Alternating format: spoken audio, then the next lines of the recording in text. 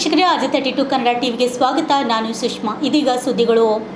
ಪ್ರಧಾನಿ ನರೇಂದ್ರ ಮೋದಿ ಹಾಗೂ ಗೃಹ ಸಚಿವ ಅಮಿತ್ ಶಾ ಅವರ ದೃಢ ನಾಯಕತ್ವದ ಅಬ್ಬರಕ್ಕೆ ಪಶ್ಚಿಮ ಬಂಗಾಳದಲ್ಲಿ ಮಮತಾ ಬ್ಯಾನರ್ಜಿ ನೇತೃತ್ವದ ಸರ್ಕಾರ ಕುಸಿದಂತಾಗಿದೆ ಎಂದು ಕ್ಷೇತ್ರದ ಬಿಜೆಪಿ ಪರಾಜಿತ ಅಭ್ಯರ್ಥಿ ಮಣಿಕಂಠ ರಾಠೋಡ್ ಹೇಳಿದ್ದಾರೆ.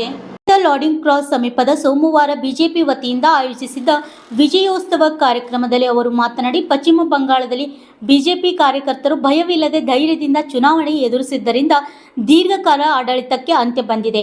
ಇದು ದೇಶದ ರಾಜಕೀಯ ದಿಕ್ಕನ್ನು ಬದಲಿಸುವ ಬೆಳವಣಿಗೆ ಎಂದು ಹೇಳಿದರು. ಮಣಿಕಂಠ ರಾಠೋಡ್ ಅವರು ತಮ್ಮ ಭಾಷಣದಲ್ಲಿ ಬಿಜೆಪಿ ಕಾರ್ಯಕರ್ತರ ಧೈರ್ಯ ಮತ್ತು ಸಂಘಟಿತ ಶಕ್ತಿಯನ್ನು ವಿಶೇಷವಾಗಿ ಪ್ರಶಂಸಿಸಿ, ಬಿಜೆಪಿ ವಿಶ್ವದಲ್ಲೇ ಅತಿ ದೊಡ್ಡ ಪಕ್ಷ. ನಮ್ಮ ಕಾರ್ಯಕರ್ತರು ಎದೆಗುಂದದೆ ಕೆಲಸ ಮಾಡಿ ಚಿತಾಪುರ್ ಕ್ಷೇತ್ರದಲ್ಲೂ ಬಿಜೆಪಿ ಅಧಿಕಾರಕ್ಕೆ ಬರಲಿದೆ ಎಂದು ವಿಶ್ವಾಸ ವ್ಯಕ್ತಪಡಿಸಿದರು. ಪಶ್ಚಿಮ ಬಂಗಾಳದಲ್ಲಿ ನಡೆದ ರಾಜಕೀಯ ಬೆಳವಣಿಗೆ ಉಲ್ಲೇಖಿಸಿದೆ ಅವರು.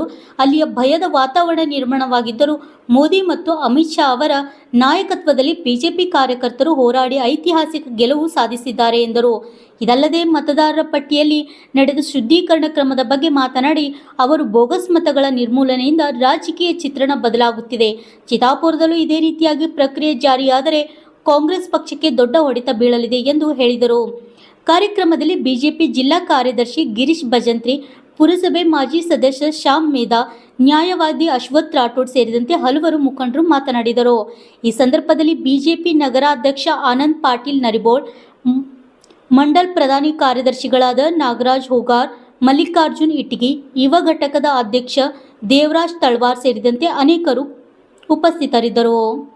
ಇಡೀ ಭಾರತ ದೇಶ ಒಂದು ಐತಿಹಾಸಿಕ ಹೇಳಿದ್ರೂ ತಪ್ಪಾಗ್ಲಿಕ್ಕಿಲ್ಲ. ಬಹುಶಃ ಇತಿಹಾಸದಲ್ಲಿ ಭರ್ಜರಿಯಾದಂಥ ಏನು ಒಂದು ಸುರ್ಪನಾಕಿ ಹೇಳಕ್ ಬಯಸ್ತೀನಿ ನಾನು, ಅಂತ ಒಂದು ರಾಕ್ಷಸ ವಿಚಾರಧಾರದಕ್ಕೆ ಮಮತಾ ಬ್ಯಾನರ್ಜಿ ಅವರು ಇವತ್ತು ಆ ಭಾಗದಲ್ಲಿ ನಮ್ಮ ಭಾರತೀಯ ಜನತಾ ಪಕ್ಷದವರಿಗೆ ಅಲ್ಲಿಯ ಅಡ್ಮಿನಿಸ್ಟ್ರೇಟಿವ್ ವತಿಯಿಂದ ಹಾಗೂ ಅಲ್ಲಿಯ ಒಂದು ಅವರ ಗ್ಯಾಂಗ್ ವತಿಯಿಂದ ಭಾಳಷ್ಟು ವಿಡಿಯೋಗಳು ವೈರಲ್ ಆಗಿರ್ತಾವೆ, ಎಲ್ಲರೂ ನೋಡಿರ್ಬೋದು.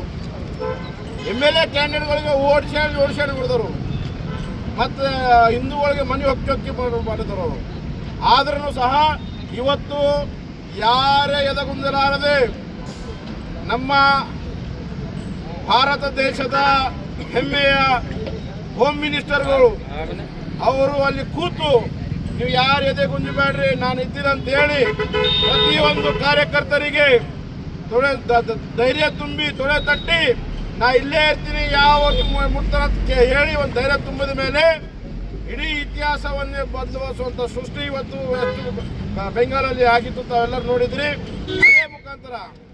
ಅದೇ ಮುಖಾಂತರ ಏನು ನಮ್ಮ ಅಮಿತ್ ಶಾಜಿಯವರು ಚಾಣಕ್ಯ ನೀತಿಯಲ್ಲಿ ಇವತ್ತು ಇಡೀ ಭಾರತ ದೇಶದಲ್ಲಿ ಎಲ್ಲೆಲ್ಲಿ ಭಾರತೀಯ ಜನತಾ ಪಕ್ಷಕ್ಕೆ ಎಷ್ಟು ಮೆಟ್ಟಿಗೆ ಹೆಚ್ಚಿಕೊಂಡಿದ್ದಾರೆ, ಅದರಲ್ಲಿ ಹೆಚ್ಚು ಶ್ರಮೆ ಇದು ಯಾರದಪ್ಪ ಅಂತಂದರೆ ನಾನು ಹೇಳಕ್ಕೆ ಬಯಸ್ತೀನಿ, ಇಡೀ ಕಾರ್ಯಕರ್ತರಿಗೆ ಬೂತ್ ಲೆವೆಲ್ ಕಾರ್ಯಕರ್ತರೇ ಶ್ರಮೆ ಅಂತ ಹೇಳಕ್ಕೆ ಬಯಸ್ತೀನಿ. ಇವತ್ತು ಚಿತ್ತಾಪುರದಲ್ಲಿ ಒಂದು ಅನುಭವ ಅದ. ಇವತ್ತು ಇಲ್ಲಿನೂ ಏನಪ್ಪ ಅಂತಂದರೆ ಭಾಳ ಸೆನ್ಸಿಟಿವ್ ಏರಿಯಾಗಳು ಅಂತ ಹೇಳಿ ಭಾಳ ಹಚ್ತಾರೆ. ಇಲ್ಲಿ ನಾವಾದರೆ ಎಲ್ಲರೂ ಇಲ್ಲೇ ಇರ್ತೀವಿ, ಅಲ್ಲಿ ಆದರೆ ಪಾಕಿಸ್ತಾನ, ಬಾಂಗ್ಲಾದೇಶ ಎಲ್ಲ ಆತಂಕವಾದಿ ಟೈಪಲ್ಲಿ ಅಲ್ಲಿ ಬಂದು ಕೂತಿದ್ರು. ಅಂಥ ಜಾಗದಲ್ಲಿ ನಾವು ಭಾರತೀಯ ಜನತಾ ಪಕ್ಷದವ್ರು ಏನಪ್ಪ ಅಂತಂದರೆ ಗೆದ್ದು ಬಂದಿದ್ವಿ. ಏನಪ್ಪ ಅಂತಂದರೆ ಕೆಸರದಾಗ್ಲಿಂತ ಕಮಲ್ ಹೂವು ಹೆಂಗೆ ಬರ್ತದ ಹಂಗೆ ಅಲ್ಲಿ ಗೆದ್ದು ಬಂದಿವಿ. ಇಲ್ಲಿ ಚಿತ್ತಾಪುರದಾಗ ಪ್ರತಿ ಗಲ್ಲಿದಾಗ ನಮ್ಮ ಕಾರ್ಯಕರ್ತರು ಸಿಗ್ತಾರ, ಪ್ರತಿ ಹಳ್ಳಿದಾಗ ನಮ್ಮ ಕಾರ್ಯಕರ್ತರು ಸಿಗ್ತಾರ. ಅಲ್ಲಿ ಅಷ್ಟು ಒಂದು ಇರುವ ಸಿಚುವೇಶನಲ್ಲಿ, ಕ್ರಿಟಿಕಲ್ ಸಿಚುವೇಶನಲ್ಲಿ ಭಾರತೀಯ ಜನತಾ ಪಕ್ಷ ಏನಪ್ಪ ಅಂದರೆ ಇಷ್ಟು ಲೀಡ್ ಬರ್ತದಂದರೆ ಇಲ್ಲಿನೂ ಯಾರು ಎದೆಗುಂಜದ ಅವಶ್ಯಕತೆ ಇಲ್ಲ. ಇದೇನು ಪಾಕಿಸ್ತಾನ ಅಲ್ಲ, ಇದೇನು ಬಾಂಗ್ಲಾದೇಶ ಅಲ್ಲ, ಇದು ನಾಗವಿ ನಾಡು ಇದೆ. ಇಲ್ಲಿ ಯಾರಪ್ಪನ ಸೊತ್ತಲ್ಲ, ದೊಡ್ಡ ಬಂದು ಬೀಸ್ತಾರೆ. ಇಲ್ಲಿ ನಾನು ಮನ್ಸು ಮಾಡಿದ್ರೆ ತಿರುಗಾಡಕ್ಕೆ ಬಿಡಲ್ಲ, ನಾನು ಮನ್ಸು ಮಾಡಿದ್ರೆ ಓಡಾಡಕ್ಕೆ ಬಿಡಲ್ಲ ಅಂತಾರ. ಯಾರಿಗೇನು ಕಿತ್ಕೊಳಕ್ಕಾಗಲ್ಲ, ಇಲ್ಲಿ ನಮ್ಮ ಪಥಸಂಚಲನ ಮಾಡಕ್ಕೆ ಬಿಡಲ್ಲ ಅಂತ ಹೇಳಿದ್ರು. ಇಡೀ ವಿಜೃಂಭಣೆಯಿಂದ ಇಡೀ ದೇಶದಲ್ಲೇ ಹೆಸರು ಆಗಿ ಅಷ್ಟು ವಿಜೃಂಭಣೆಯಿಂದ ಪಥಸಂಚಲನ ಆಯಿತು. ಇದು ನಮ್ಮ ಹಿಂದುತ್ವ, ಇದು ನಮ್ಮ ದೇಶದ ಭಕ್ತಿ, ಇದು ನಮ್ಮ ಭಾರತೀಯ ಜನತಾ ಪಕ್ಷದ ಒಂದು ನಿಷ್ಠಾವಂತ ಕಾರ್ಯಕರ್ತರ ಶಕ್ತಿ. ಅದಕ್ಕೆ ಇವತ್ತು ಇಡೀ ದೇಶ ಒಂದು ತಿರುಗಿ ನೋಡಪ್ಲೆ ಒಂದು ಇತಿಹಾಸ ಆಗಿದೆ. ನಮ್ಮ ಚಿತ್ತಾಪುರಲ್ಲಿನೂ ಸಹ ಒಂದೇ ಕರೆಗೆ ಒಂದು 300 ಜನ ಇಲ್ಲಿ ಸೇರ್ಬೇಕಂದ್ರೆ ಸಣ್ಣ ಮಾತಲ್ಲ.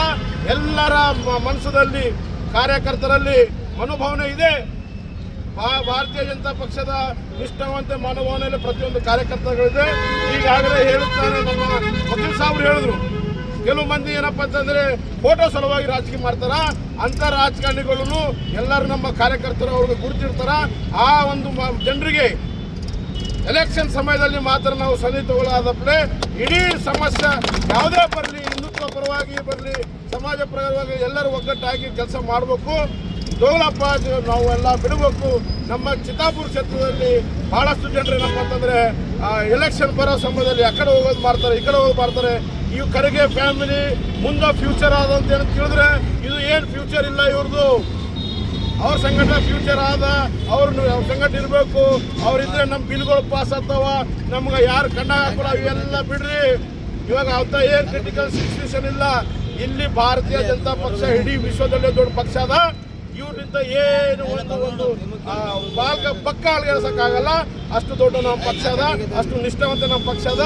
ನಮ್ಮ ಪಕ್ಷ ಯಾರಿಗೂ ದ್ರೋಹ ಮಾಡಲ್ಲ, ನಮ್ಮ ಪಕ್ಷ ಯಾರಿಗೂ ಭಯ ಹಾಕಲ್ಲ. ಇವರೆಷ್ಟೇ ಭಯ ಹಾಕಿದ್ರು, ಇವರೆಷ್ಟೇ ದ್ರೋಹ ಮಾಡಿದ್ರು ಅಲ್ಲಿ ಹಂಗ ಇವತ್ತು ಸೋಲಾಗ್ಯದ. ಒಂದ್ ದಿವಸ ಇಲ್ಲಿನೂ ಅದಕ್ಕಿಂತ ಬಿತ್ತರ ಅವರ ಸೋಲು ಕಾಣ್ತಾರಂತೇಳಿ ನಾನು ಹೇಳಕ್ ಬಯಸ್ತೀನಿ. ಯಾರಿಗೆ ಎದುರದ ಅವಶ್ಯಕತೆ ಇಲ್ಲ. ಇಡೀ ನಮ್ಮ ಕಲ್ಲಿನ ತಿರುದು ದಿಲ್ಲಿ ತನಕ ಬಿಜೆಪಿ ಸರ್ಕಾರ ಅದ. ಇಲ್ಲಿದು ಲೋಕಲ್ದು ನೀವೇನಪ್ಪ ಅಂತಂದ್ರೆ ಇಲ್ಲಿ ದರ್ಬಾರ ಅವ್ರ ಡೈನೆಸ್ಟಿ ಅದ ಅಂತೇಳಿ ತಿಳಿದ್ರೆ ಅದು ನಾವೆಲ್ಲರೂ ಮೂರ್ಖರು. ಏನು ಕಿತ್ಕೊಳಕ್ಕಾಗಲ್ಲ. ಕಾಂಗ್ರೆಸ್ದವ್ರಿಗೆ ಬಿಜೆಪಿ ಭಾರತೀಯ ಜನತಾ ಪಕ್ಷಕ್ಕೆ ಒಂದು ಫುಲ್ ಅಲ್ಗೆಳಸಾಗಲ್ಲ. ನಾವೆಲ್ಲ ಧೈರ್ಯವಾಗಿರ್ಬೇಕು. ಈಗೇನು SR ಆಯ್ತು, SIR ಆಯ್ತು, SIR ಅಲ್ಲಿ ಆಯ್ತಲ್ಲ ಅದನ್ನು ಇಲ್ಲಿ ಆಗ್ತದ. ಇಲ್ಲಿ ಅವ್ರೇನಪ್ಪ ಅಂತಂದ್ರೆ ಗಾಳಿದ ಧೂಳಪಟ್ಟೆ ಆಗೋದು. ಏನಾಗ ಅವಶ್ಯಕತೆ ಇಲ್ಲ. ಫೋಕಸ್ ಓಟ್ಗಳು ಕಟ್ಟೈತಿ. ಈಗ ಇವ್ರ ಫೋಕಸ್ ಓಟ್ಗಳು ಕಟ್ಟಾಯ್ತು, ಅದಕ್ಕೆ ಲೀಡ್ ಬಂದವ. ಮುಂದಿನ ದಿನಗಳಲ್ಲಿ ಇಲ್ಲಿನೂ ಚಿತ್ತಾಪುರದಲ್ಲಿ 18,000 ಓಟ್ಗಳು ಫೋಕಸ್ ಅವ. ಅವನು ಎಲ್ಲ ಕಟ್ಟಾಗ್ಲತ್ತವ. ಮುಂದೆ ಬರುವ ದಿನಗಳಲ್ಲಿ 100% ಜಯ ಆಗ್ತದ. ಅದಕ್ಕೆ ಇವತ್ತೆಲ್ಲರ ಖುಷಿಯಿಂದ ನಾವು ಒಂದು ವಿಜಯೋತ್ಸವ ಮಾಡ್ತಾ ಇದ್ದೀವಿ. ಎಲ್ಲರಿಗೆ ನಾವು ಸ್ವೀಟ್ ಅನ್ನು ಹಚ್ತಾ ಇದ್ದೀವಿ. ಭಾರತೀಯ ಜನತಾ ಪಕ್ಷ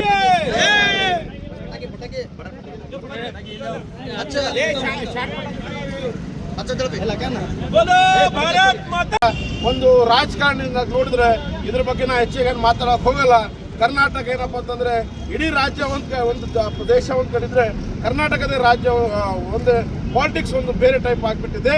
ಅದು ಮೇಲ್ದವರು ಯೋಚನೆ ಮಾಡ್ತಾರೆ. ಕರ್ನಾಟಕದ ಇದಷ್ಟೇ ಅಲ್ಲ, ಹೋದ ಸರ್ನು 3 ಕ್ಯಾಂಡಿಡೇಟ್ಗಳು ಸೋತರು, ಈ ಸರ್ನು 2 ಕ್ಯಾಂಡಿಡೇಟ್ ಸೋತರು. ಆದ್ರೂ ಇದಕ್ಕೆ ನಿಗಾ ನಮ್ಮ ಹೈಕಮಾಂಡ್ ಇಡುತ್ತೆ. ಡೆಲ್ಲಿ ಹೈಕಮಾಂಡ್ ಇವ್ರ ಮೇಲೆ ನಿಗಾ ಇಡ್ತಾರೆ. ಇವ್ರು ಏನು ಮಾಡ್ತಾರೆ ಏನು ಇಲ್ಲ ಅದು ನಮಗೂ ಹೆಚ್ಚಿಗೆ ಮಾತಾಡೋದಕ್ಕೆ ಅವಶ್ಯಕತೆ ಇಲ್ಲ. ನಾನು ಭಾರತೀಯ ಜನತಾ ನಿಷ್ಠಾವಂತ ಕಾರ್ಯಕರ್ತರಿದ್ದೀನಿ.